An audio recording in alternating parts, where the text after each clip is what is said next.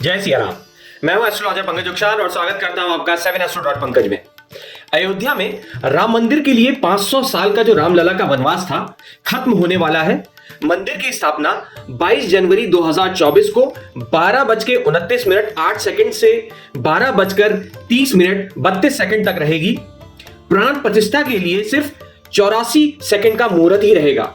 आज इस वीडियो में मैं आपको दिखाऊंगा और विस्तृत या विस्तार रूप में समझाऊंगा कि 22 जनवरी 2024 की ही तिथि क्यों ली गई है और ग्रहों की क्या ज्योतिषीय स्थिति उस दिन रहेगी, क्या ग्रह अपना प्रभाव डाल रहे होंगे, 9 ग्रह किस तरह से रामचंद्र जी के लिए जो है अपनी आशीर्वाद भी दे रहे होंगे और उनका स्वागत भी कर रहे होंगे, कैसी स्थिति रहेगी, ये सब इस वीडियो में आपको देखने के लिए मिलेगी। अभी तक किसी ने भी आपको इतने विस्तार पूर्वक या सरलता पूर्वक इस तारीख का मींस 22 जनवरी 2024 को चुनने का रहस्य नहीं बताया है। तो आप मेरे साथ आखिरी तक देखिए कि ये ही तिथि क्यों चुनी गई रामलला के स्थापना के रूप में। और मेरे इस चैनल 7astro.पंकज को सब्सक्राइब करना ना भूलें, क्योंकि आगे आने वाली वीडियोस राम मंदिर से रिलेटेड, राम जी से रिलेटेड रहेंगी। 22 जनवरी 2024 तक मैं बहुत सारे पोस्ट डालूंगा इससे रिलेटेड, तो आशा करता हूं आप मेरे साथ आखिरी तक बने रहेंगे। चलिए वीडियो स्टार्ट करते हैं और देखते हैं कि क्या रहस्य हैं 22 जनवरी 2024 को चुनने के।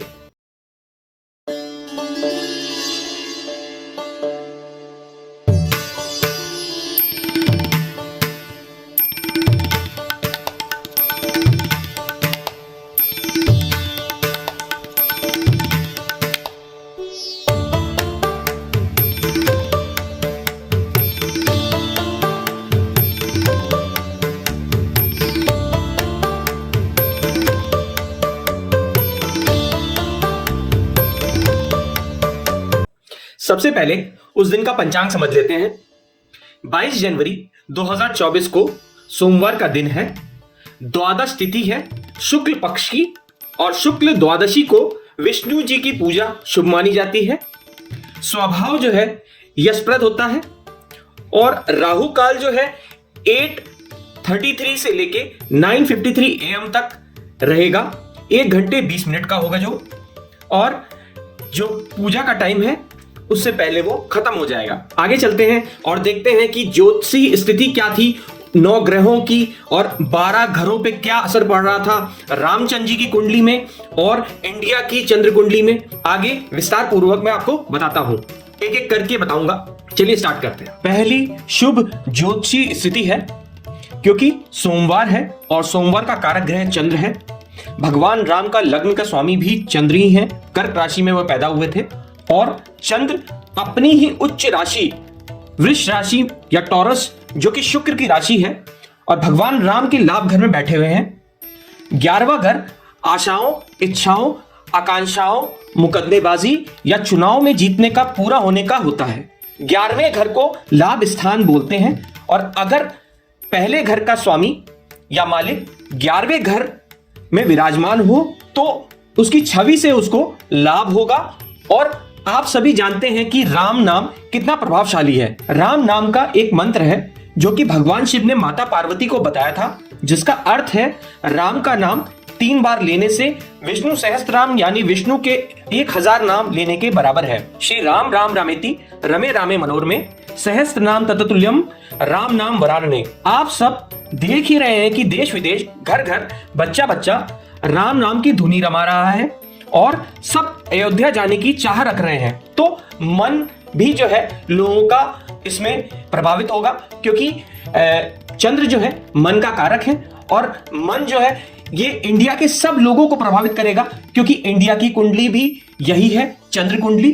तो हम सब का मन जो है वो भगवान राम की तरफ और अयोध्या जाने के लिए ही करेगा। दूसरी शुभ ज्योतिषीय स्थिति है, सोमवार का जो कारक ग्रह चंद्र है मृगशिरा नक्षत्र यानी मंगल के नक्षत्र में विराजमान है और ग्रह कार्य, ग्रह प्रवेश, ग्रह पूजन, भूमि के अंतर्गत कार्यों में मंगल को पूजा जाता है, क्योंकि धरती मां या कहें अर्थ मंगल की मां है और मंगल बेटे हैं। मृगशिरा नक्षत्र में भगवान राम की छवि और मंदिर आकर्षित, प्रभावशाली, सुंदर, भव्य प्रतीत होंगी। मृगशिला नक्षत्र का स्वामी ग्रह मंगल छठे स्थान पर विराजमान है, जो कि कोर्ट कचहरी के मामलों में विजेता बनाता है।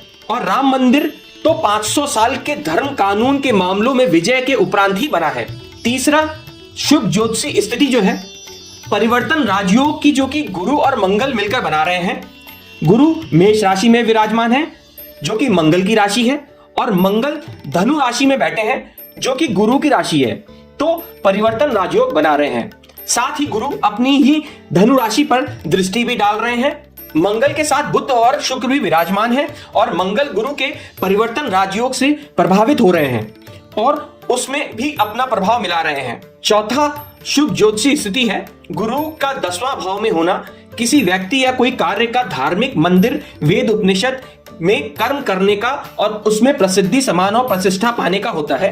इस दिन के प्लेसमेंट को देखें तो यह मंदिर युगों युगों तक धार्मिक कार्य का क्षेत्र और प्रचारक रहेगा।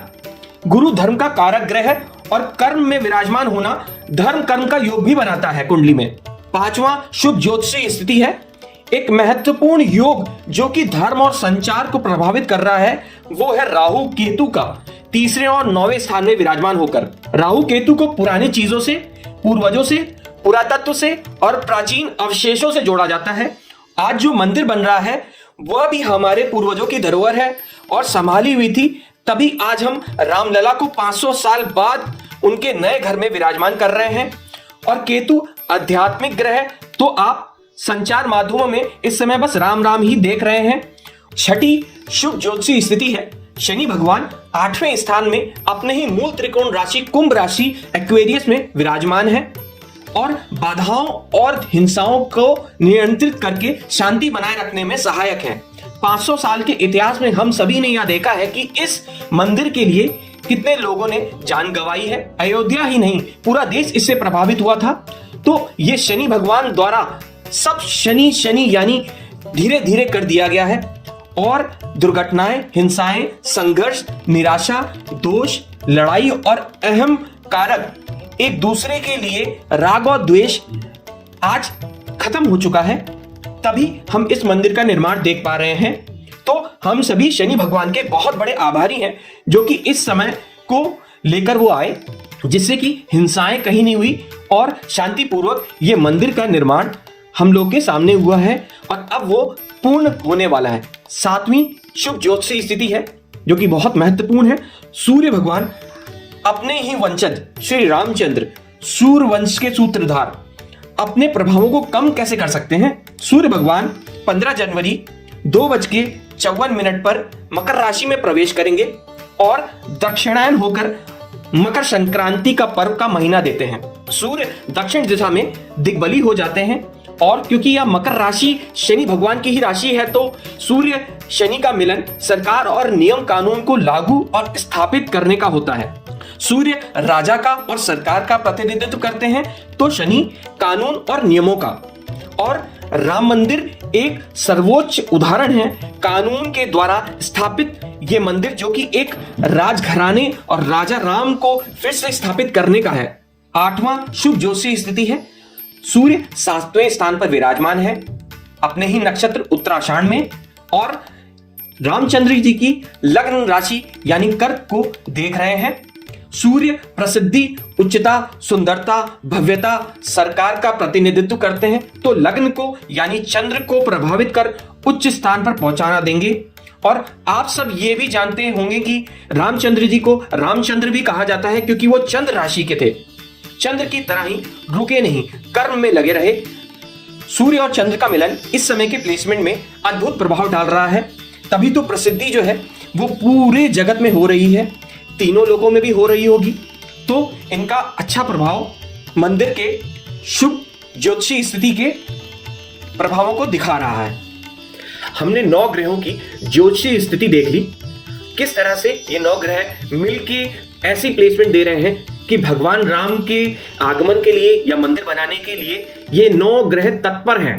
अब चलते हैं और हम देखते हैं कि भगवान राम जी की कुंडली में चौथा घर, क्योंकि चौथा घर की जो है वो एक इंसान को घर, वाहन, गाड़ी प्रदान करता है। तो भगवान राम की कुंडली में चौथा घर कैसा था और अब उसकी क्या स्थिति है, जिससे कि यह मंदिर बन रहा है। चौथे घर से हम आवास या घर, वाहन, गाड़ी, ऐशो आराम की चीजें, माँ, चाहे वो आपकी सौतेली माँ हो चाहे वो आपकी मेन माँ हो, वो दोनों देखी जाती हैं।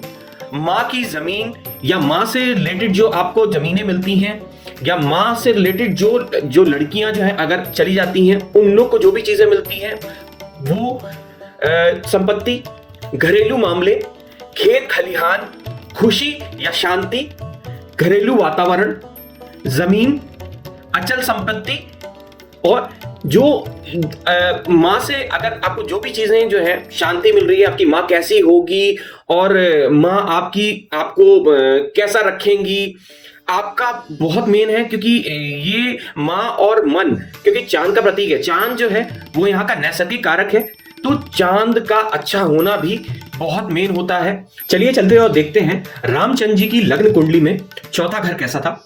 पूरी कुंडली के बारे में मैं नेक्स्ट वीडियो में बताऊंगा। आज हम सिर्फ चौथे स्थान को ही देखेंगे, क्योंकि मंदिर बन रहा है, इसलिए हम चौथे स्थान को देखेंगे कि मंदिर का जो बनना है वो या फिर उनके घर का जो स्थान था वो प्रभावित कितना था। तो अगर आप देखेंगे तो रामचंद्र जी का जो चौथा घर था उसमें शनि भगवान उच्च होकर विराजमान थे, उच्च वो तुला राशि में थे, तो शुक्र को प्रभावित भी किया है। अब शनि भगवान अपनी जगह से पहले तो चौथे प्लेस को ही प्रभावित कर रहे हैं, साथ में छठे प्लेस को प्रभावित कर रहे हैं, सामने जो है वो 10वां घर है उसको भी प्रभावित कर रहे हैं और पहले घर को भी प्रभावित कर रहे हैं। अब इसका जो प्रभाव है, उनकी लाइफ में प्रॉब्लम आई है उसके बारे में बताता हूं। शनि भगवान चौथे घर में विराजमान है और अपनी ही मां केकई द्वारा उनको वनवास मिला, घर से प्रभावित होना था, तो 14 साल वो घर से दूर ही रहे। घर मां दोनों यहीं से देखी जाती हैं। फिर साथ में ये देखा जाए तो ऐशो आराम सब छिन गया, शांति छिन गई, वन में जाके रहना पड़ा। दूसरा, क्योंकि ये छठे स्थान को भी देख रहे हैं तो कठिनाइयां बढ़ गई। साथ में 10वां स्थान जो था वो उनके कर्मों में जो है वो अलग अलग प्रॉब्लम्स आने लग गई, कभी राक्षसों को मारना, कभी जो है सीता हरण और बहुत सारी चीजें, इतनी दूर लंका पैदल जाना, लड़ाई करना, वापस लाना, ये सब उनके कर्मों में जुड़ता चला गया, क्योंकि शनि भगवान वहां से चौथे स्थान से 10वें स्थान को देख रहे थे। फिर शनि भगवान चौथे स्थान से पहले स्थान को भी देख रहे हैं जहां पे चंद्र विराजमान है, और जो नैसर्गिक कारक है यहाँ का चौथी प्लेस का वो चंद्र होता है, तो चंद्र भी बहुत प्रभावित हो रहा है, जिससे कि माँ जो है वो बहुत ज्यादा अफेक्टेड हो गई और माँ के द्वारा ही निकाल दिए गए। साथ में ये देखा जाए चौथी प्लेस के जो मालिक है वो है शुक्र भगवान, और शुक्र जो है वो नैसर्गिक कारक होता है पत्नी का। शनि भगवान के ही प्रकोप से उनका सीता हरण भी हुआ और सीता के साथ जो है उनकी मैंने समझ ली कि बहुत सालों तक वो जो है दूर रहे। साथ में ही शुक्र भगवान जो है वो पिता की जगह पे बैठे हुए हैं 9वें प्लेस पे, तो 9वां प्लेस जो है वो भी अफेक्ट हुआ और पिता के मृत्यु का कारण बना। अब अगर आप देखा जाए तो शनि भगवान जो है इनके पिता से 8वें घर पे ही बैठे हुए हैं, तो जो है पिता की मृत्यु का कारण भी शनि भगवान ही बने। बहुत सारी चीजें ऐसी थी जो कि उनकी घर को प्रभावित करी हैं। चौथा प्लेस बहुत खराब था।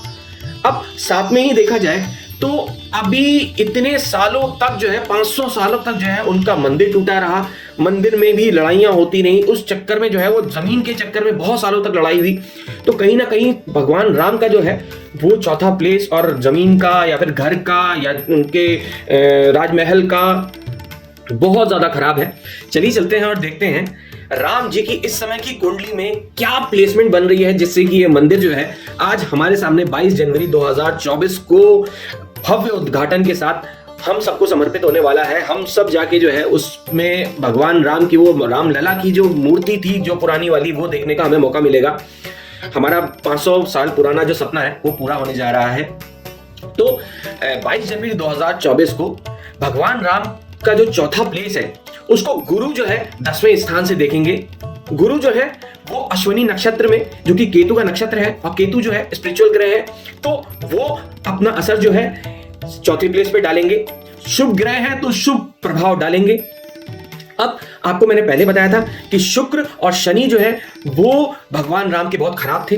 तो जब खराब प्लैनेट खराब जगह पे बैठ जाएं तो अच्छा असर देते हैं। यहां यही हुआ है कि शनि भगवान और शुक्र भगवान, शनि भगवान जो है वो 8वें स्थान पे बैठे हुए हैं और शुक्र भगवान 6ठे स्थान पे बैठे हैं।